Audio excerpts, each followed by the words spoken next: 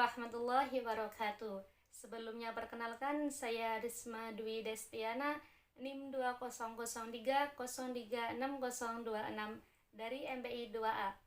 Dalam video kali ini, saya buat guna memenuhi tugas ujian akhir semester mata kuliah Sejarah Kebudayaan Islam yang diampu oleh Bapak Dosen Muhammad Rizza Hamami.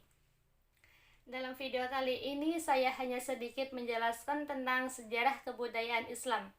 Kata sejarah berasal dari bahasa Arab, yaitu syajarotun, yang mempunyai arti pohon. Dengan ini dapat digambarkan bahwa sejarah itu diibaratkan dari sebuah pohon. Sebelum adanya sebuah pohon, pasti dimulai dari yang namanya bibit atau benih. Kemudian bibit atau benih itu ditanam, maka akan tumbuh menjadi sebuah pohon. Namun pertumbuhan dari sebuah bibit ke sebuah pohon itu tidaklah mudah dan tidaklah cepat. Pasti ada beberapa fase dan akan mengalami kendala juga. Kemudian setelah bertumbuhnya sebuah pohon, lama-kelamaan maka akan berkembang. Berkembang menjadi apa? Berkembanglah menjadi beberapa ranting. Kemudian muncullah sebuah bunga. Kemudian pada akhirnya akan muncul sebuah buah yang nantinya akan dimakan oleh kita. Kemudian setelah berkembangnya sebuah pohon itu, ketika kita tidak dirawatnya dengan baik, maka kelamaan akan layu. Dan pada akhirnya juga pohon itu akan tumbang dengan sendirinya. Beginilah gambaran tentang sejarah.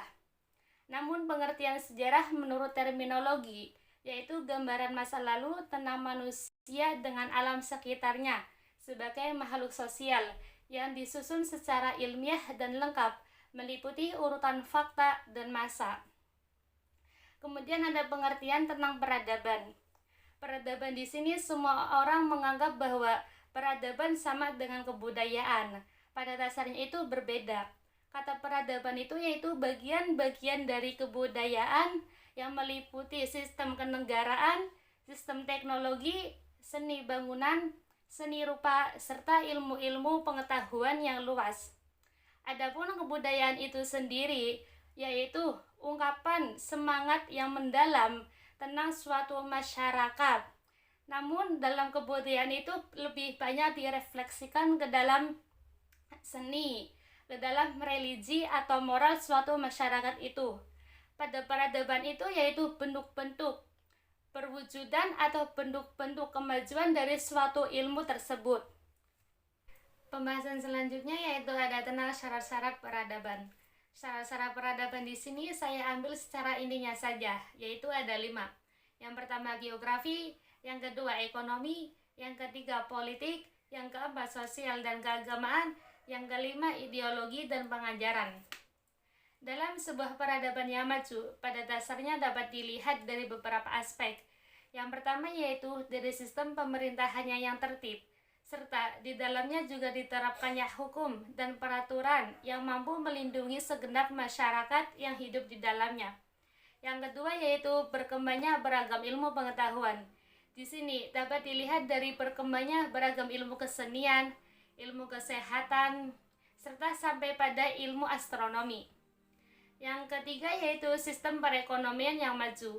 Dalam kondisi seperti ini dapat dilihat dari transparansi dan keadilan para pelaku perekonomian yang terlibat.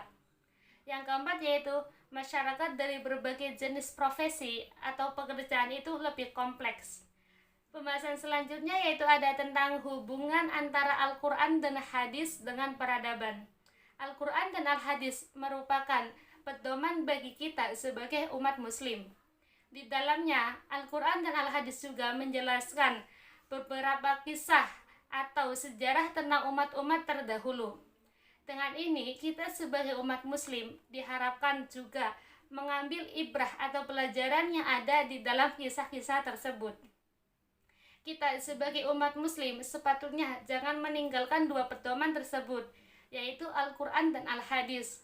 Dengan ini diharapkan juga agar peradaban Islam ini tidak akan runtuh. Mungkin sekian penjelasan dari saya. Kurang lebihnya mohon maaf. Wabillahi taufiq wal hidayah. Wassalamualaikum warahmatullahi wabarakatuh.